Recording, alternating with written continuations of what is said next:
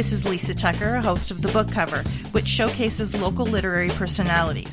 So listen to The Book Cover on the borderline.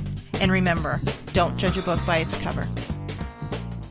Hi, you're listening to The Borderline. We are The Book Cover. I'm Lisa Tucker, and today I have a first offender, which is what I call first-timers, Trevor A. Bailey. Hi, Trevor. How are you? Hey, I'm fine. Okay, so I walked in here. First of all, you were early, and authors are never early. They're usually late, or they don't show up, so thank you so much. But you first thing you said was this is your first book, but you've got how many? Right now I have 13 books written.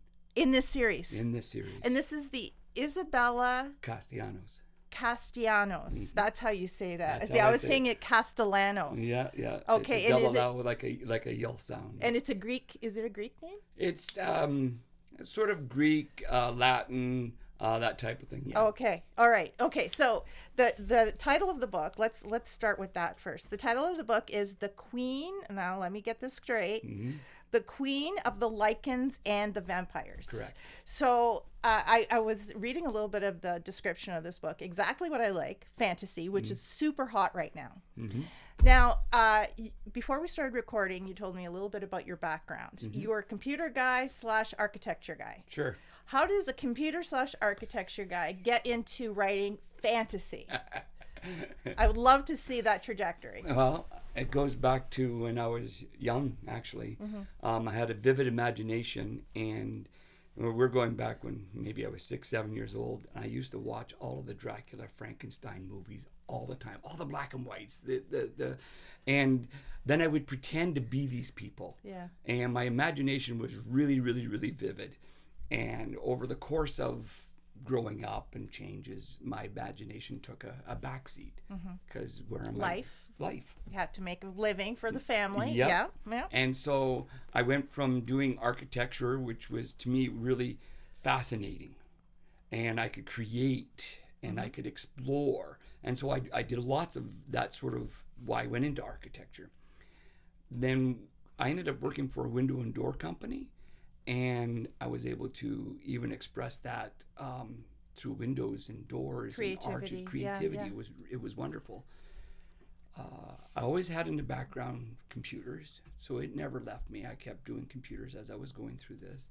My wife and I moved out west. She got transferred with her work, and I was a stay-home dad. Again, I was hanging out with my son. Again, my creativity just went. Yeah. And so we were pretending to be sword fighters and knights and all of these things, and came back, got into computers, and all through that sort of process, I always coached hockey. Always. 2024 was my last year of coaching. Only I didn't know it was going to be my last year of coaching. So all of a sudden, I had so much time I didn't know what to do with it. And were you still working at the time? I'm still working. You're still working now? I'm still working now. All right. And we were forced to learn a little bit about AI. Yes. So our company, being a computer company, says, hey, let's work on AI. So I took a few courses, got through it, and I liked this generative AI thing. So I said, what would happen if I could tell it what picture I want? Maybe I could do a graphic novel. That would be really cool. So I started my first 3 books as graphic novels. So I have pictures and scenes and made them rich and deep. And I'm like, oh, this is really, really good. Then I reached the limit of AI. Consistency was lost. And I went, now my brain is just exploding. You've got so many ideas. I have so many ideas. Yeah. I had no idea what to do with it. Yeah. So I said, what if I just wrote it? Can I just write it? Because I got to write all of this detail in order for the AI to give me what I want. That's right. So said, you've got to write it anyway. I've got to write it anyway. Now wait, those first 3 books, the graphic novels, did you publish them? No, I did not. So they are hidden in a closet somewhere? They are hidden in a closet. Okay. Yep, they are completely hidden. They're fantasy? Fantasy, same series. Okay, same series, characters? Same characters, same everything. Okay. And so I decided that I was going to print one because it was going to be really expensive. So I printed one. I do have a copy of one of them. And you look through it and I'm going, oh, this is a beautiful book, one. And I used it as my storyboarding. Okay. So now as storyboarding, I had these visuals from my head on paper, and now I could write it. And so as I started doing this process, I said, what if I wrote it? So I wrote book 3 was the first book I actually wrote. Book 3. Book 3 Okay. was the first book I actually wrote. How do you skip 1 and 2 and then decide this is book 3? Well, because 1 and 2 were graphic novels. Oh, I see. Okay, got it. Yeah, so 1 and 2 were graphic novels. Yeah. So I said, I'm going to write book 3 because it's just getting too hard. Right. I was doing book 3 and I'm like, the characters are wrong. Nothing's coming out right anymore. I said, okay, fine. So I wrote book 3. And I took book 3 and I submitted it to Friesen Press for a manuscript review. They came back and they said, well, the first thing we're going to do is you're going to need to develop and edit. You need this, you need that. Like, they gave me everything. And I said, well, wouldn't it be better if I went back to book 1? You got a book 1? I said, well, yeah, I got book 1 and 2. This is book 3.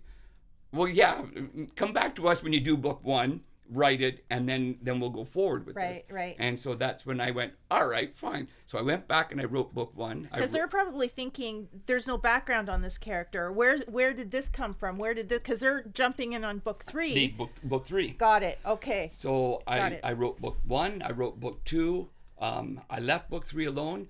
And then my ideas just started flowing as fast as I couldn't even keep up with them. Like a broken dam. Yeah, like a broken dam. And so I just started writing book 4, 5, 6, 7. And they were just, and every book I wrote, I mean, I just let it run out in Word. And I formatted it to the rough size that I wanted, but there was no real formatting done. And I was 400, 500, 600 pages, some of these books. And I'm just throwing the ideas down. And so when I finally decided, okay, I got all 13 written, I'm done. Okay, let's get them published. So I took book 1 and I submitted it, and they looked at it and went, well, you really need a good development edit done, and you need a good copy edit done, and then we'll look at your proofreading. Here's our outline. Are you accepted with the pricing and everything else? And I said, yes. Let's do the first one right. I don't want to go, well, I was pretty close with the first one. And, I want it done published. I want it clean. I want it tight. I want 99% of the grammar all gone. I want it really, really tight. And so I spent the money and got it super tight. And when I first seen the copies of my book and everything else, I was just over the moon. You know what? Even the cover, like, where is it? Where did it go? You put it away. Don't put it away. I want to look at it. The cover is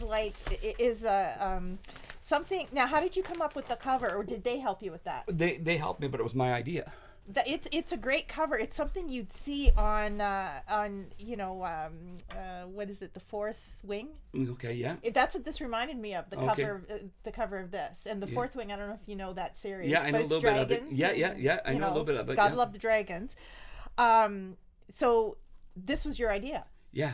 So the cover is, I guess it's a silhouette of a queen in front of a castle. Yep. And the silhouette is dark and black. It's almost like a shadow. Yep. Which is perfect for the Queen of the Lycans and vampires, it is. Right? It is. It is. I love that. And, okay, so Isabella Castellanos. Tell me, now she's a mother. Yes. Is that spoiling it? Not Did really. I spoil it? No, you didn't. Okay. You will know she's a mother within the first little bit of the book. Okay. So tell me what kind of woman she is. And okay, so tell me what kind of woman she is first, and then I'll ask you the next question. Well, how do I say this without spoiling it?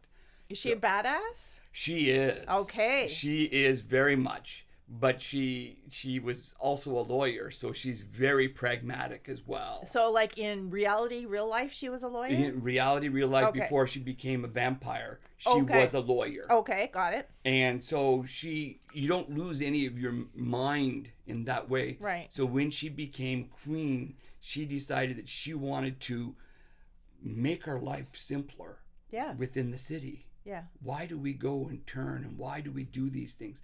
And so she's really trying to hold this fragile peace. Yes. And so we come in 65 years after the event of her being queen. We step into the story because things are starting to change again. Because like anything else, power shift, things happen. And so she comes in 65 years later, and that's where this story starts from.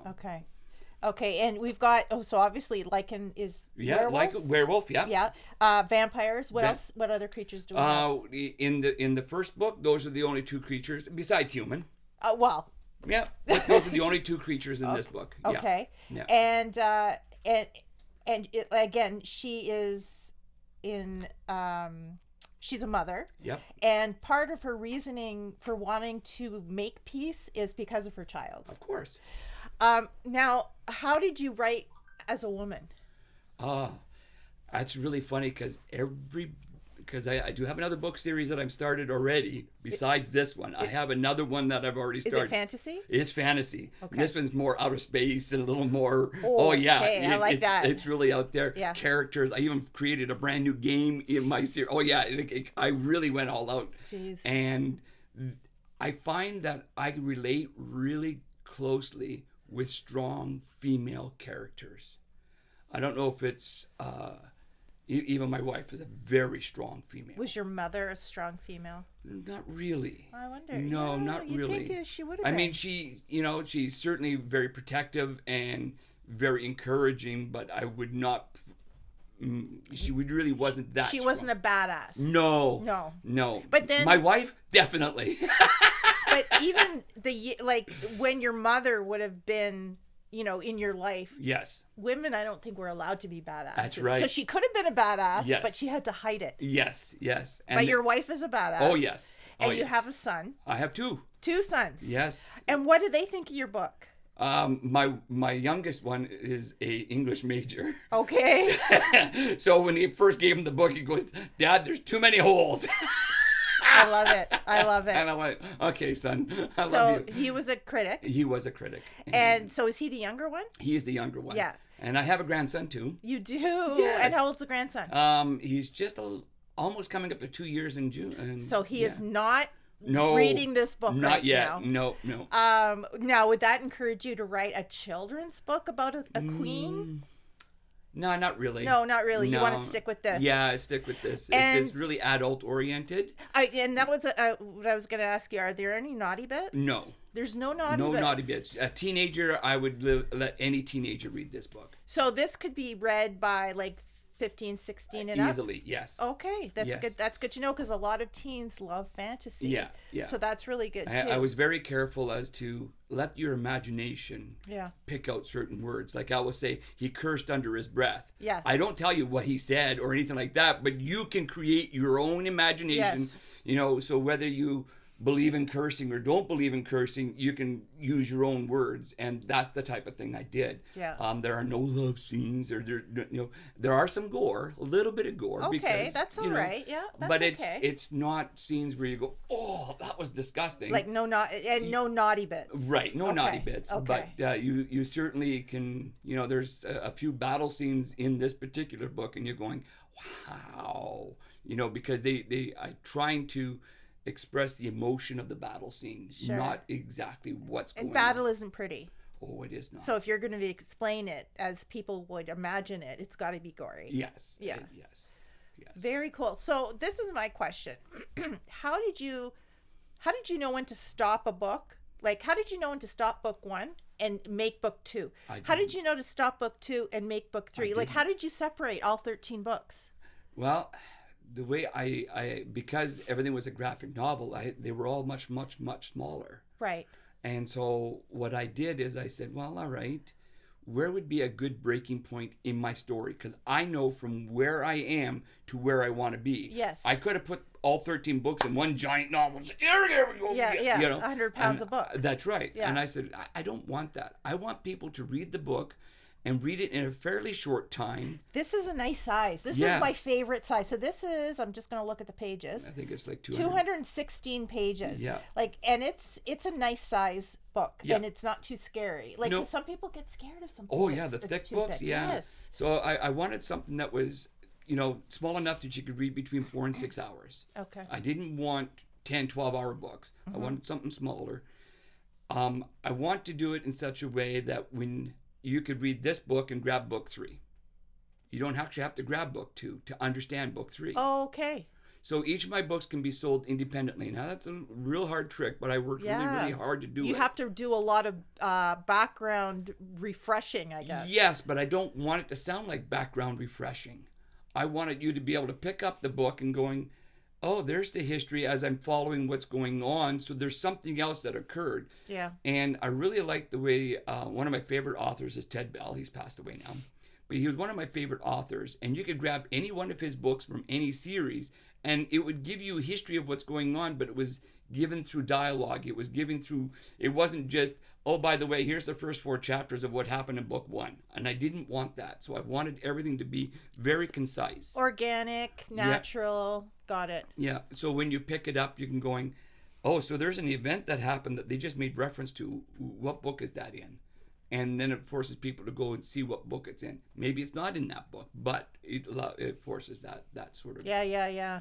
And so that was my idea. So I wanted people to be able to grab them independently, or read it in series. But if they grab it independently, they're going to want to read the first. They'll want to read the first ones, and that was the idea that I had, so that they that you okay. It's like grabbing Harry Potter book 4. It's like, okay, I got to go back to book 1. You have to do it, right? Yeah. So that was the idea that I had, and what caused the breaks were, where did it feel comfortable that I could end the story? Because I know where the next one's going to begin. Mm-hmm. So I didn't actually put separations. I just let them flow from one book to the next. So there's not, like in book 1, there's not a definitive end. There is not. So they're cliffhangers. They are cliffhangers. Dang. Yep, every book Those get me every time. Yeah. I spend more money on cliffhangers. Yep. And this one's subtle. It's a subtle cliffhanger. Mm-hmm. It's not like, the book finished. So the book did finish. Okay. So it's not like you're going, oh, what's next or anything like that. The book finished, but at the very end it's like, what was that all about? Right. And so it's like, okay, something's in the air. Like it's almost like you give them a taste test of the next crisis. Exactly. I love it. Yeah, and so that's what I did. So they got this little taste test right at the very end of the book, and it, if you want to read it, it's really cool because it just says something along the lines, what if silence was a character? Okay. And so then it's like, interesting. How can silence be a character? So now, how did you research how to do the hook at the end, or how when to stop a story and start a new book, and how did you know how to do this? Because obviously your background is not in writing. No. How did you know how to do this? Did you do some research on how? I did do a lot of research, but I really I fell back on different books that I've read. Like I read the Mockingbird series. I read Lord of the Rings. I read Game of Thrones. And I fall back on those. And I said, how did they leave it? And I didn't like the way some of them were left, because it was like, poor Frodo's going to walk. Great. Now what? Yeah. Yeah. So I said, I know what not to do. Yeah. And that's what I use. As a reader, you knew what you didn't like. That's right. And you didn't want to do that. I did not want to do that. So I wanted people to read the book and say, yes, that was a really good book. But there is a book 2, because I can feel it at the end of that book. There is a book 2 coming, which there is. Yeah. And when you read book 2, you'll get to the end of that when you're going, okay, now for sure there's a book 3, because there's something else brewing. And of course, books 1, books 2, and books 3 introduced my 7 main characters. Okay. So in book 1, you're going to get 4 of them. Okay. In book 2, you're going to get a new one. Okay. And in book 3, you're going to get 2. So you're going to get 7 main characters are going to be developed in the first 3 books. Okay. The first book is 4 years long. Okay. Second book's 28 days long. 28 days? 28 days. So there's a lot happening in that second book. Yeah. But it needs to be tight, and it needs to be sort of in your face. Yeah. And then when I get to book 3, then that's the book where you're going to go, the whole world is in a world of hurt, but the world doesn't know it's in a world of hurt. Yeah. So what do you do? Right. And so that one is 1.5 years long. You know what? With you describing how concise everything is, I can see where the computer guy comes in to the creative guy.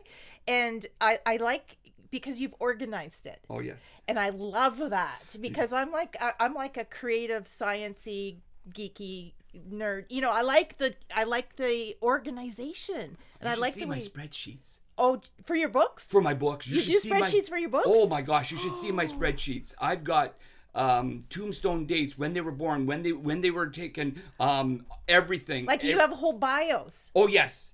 on all of my characters. I have so much history on all of my characters. I can tell you, like, this person was born in 1885. Yeah. That's why they're an old vampire. You know what I mean? Like, I have all of those. And, when I was showing my wife, she'd go, "That's a giant spreadsheet." I said, "Yes, because I can't keep all the dates in my head." So you're slightly psycho. So what is it? Like a social psycho? Slightly. So I think to be creative, you have to be a little bit psychotic. Yes.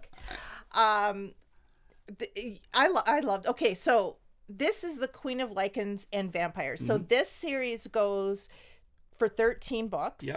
How many of them are available right now? Just the first one. Just the first one. The first one. When do you think the rest will be out? I'm pushing to get the second one up by the end of this year. Okay. I'm trying to get. I keep polishing it. So every time I'm going through it, I keep polishing it. I've now done a huge development edit. So it was a 400-page book. I've got it now down to 270 pages. So a little bit bigger than this one. But I've taken out what I'm going to call fluff, but it's not fluff. It's things that I needed to know for my characters, but you don't need to know as a reader. Got it. And so I did a lot of that. And then I said, does this feel like a plot hole? So I started going through it and I said, does this feel like a plot hole? Does the time line up? And so I'm going back to my spreadsheet, making sure my timelines. So you're really nitpicking. I'm really nitpicking so that someone can't come and say, well, they couldn't do that because it doesn't fit with the time. And you can say, oh, but. Exactly. I can say, yes, they can do that because here's my spreadsheet that proves time-wise. They most certainly can do that. I can't believe you have that's crazy. Yeah, so I've got spreadsheets and what's really interesting is I wanted to create and I don't know, would it spoil it? I don't know. But I wanted to create a time that I cannot shake, that it fundamentally shook the world. And there was only one time in my life where the world was shaken. 2020? Yes. Mm-hmm. So that was my tombstone date that I could never shake from. So my books start going forward and going backwards from that point in time. Interesting. A lot of people will be able to understand that. Yes. Because for a lot of people, there's before 2020. That's right. And there's after 2020. Exactly. Because the world has been changed so much since. Exactly. Yeah. And so I wanted to use that. And I wanted this idea of diversity, equity, and inclusion. Mm-hmm. And so I said, I love it. How do you... Are there any gay vampires? I can't answer that. Oh. I hate that. Not in this book. Not in this book. Okay. All right. So what I wanted to do was, what if your neighbor was a vampire? Would you treat them differently? What if your neighbor was a werewolf? Would you treat them differently?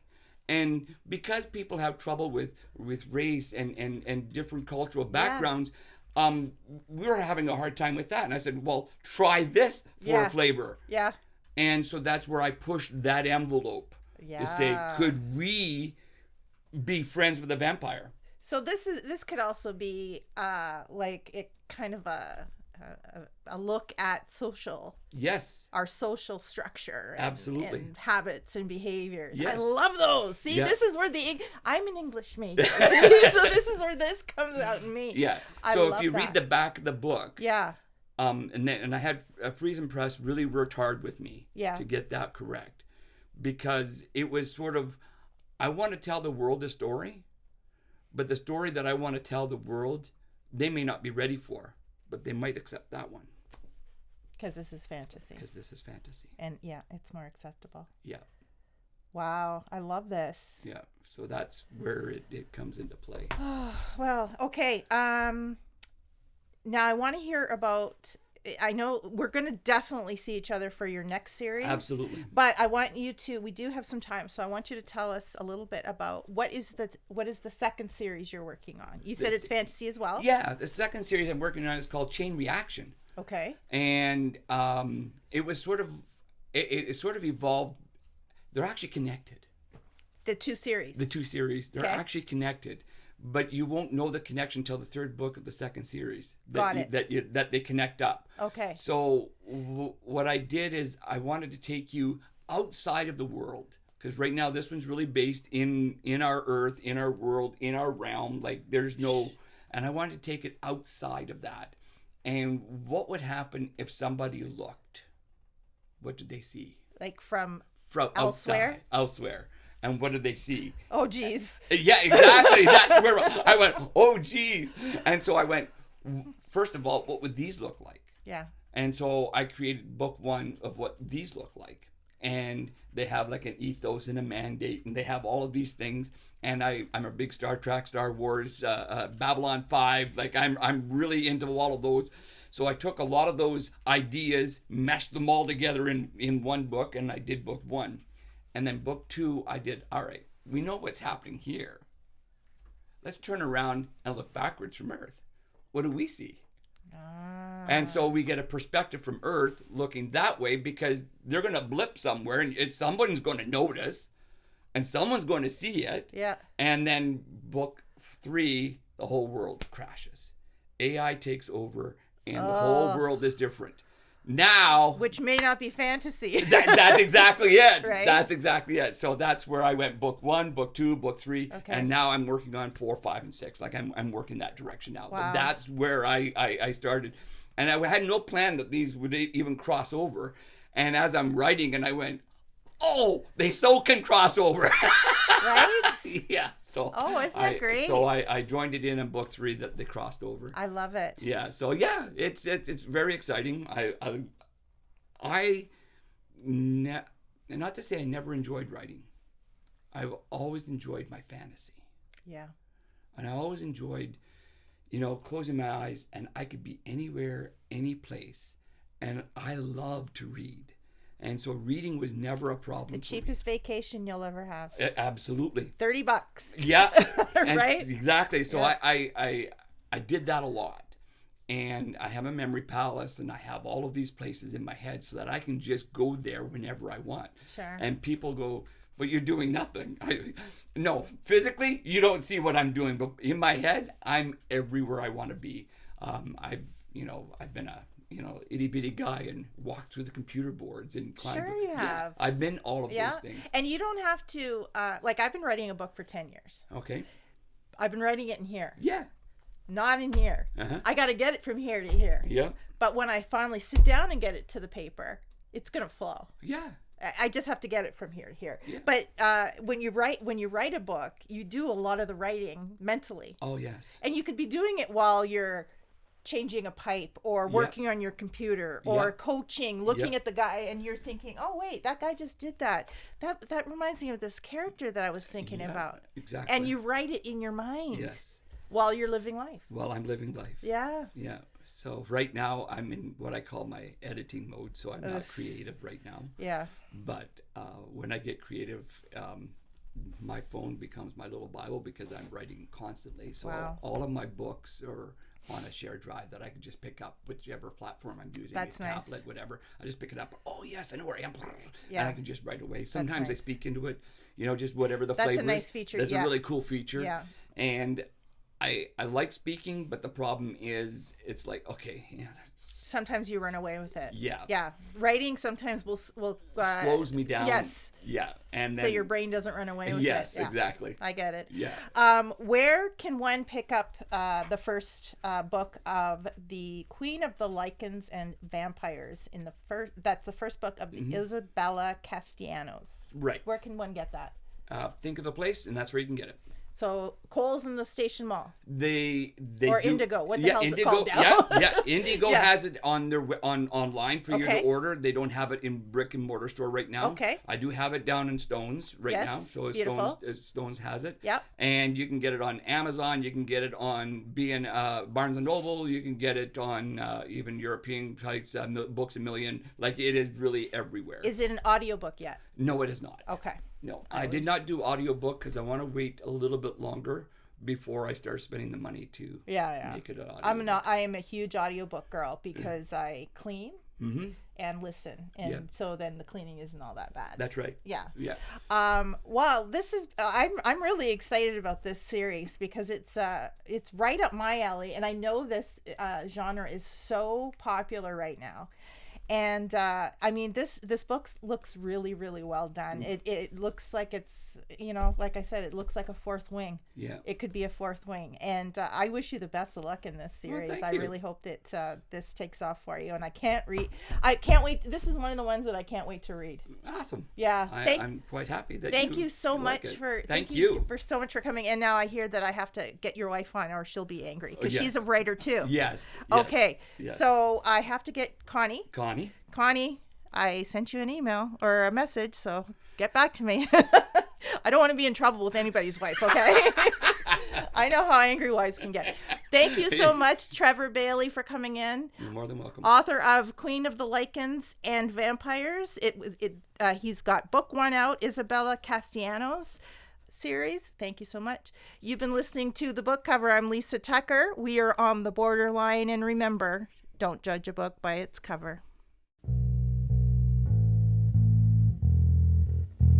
This is Trevor A. Bailey, author of Isabella Castellanos, first edition of my book and first in the series of the Castellanos series called Queen of the Lycans and Vampires.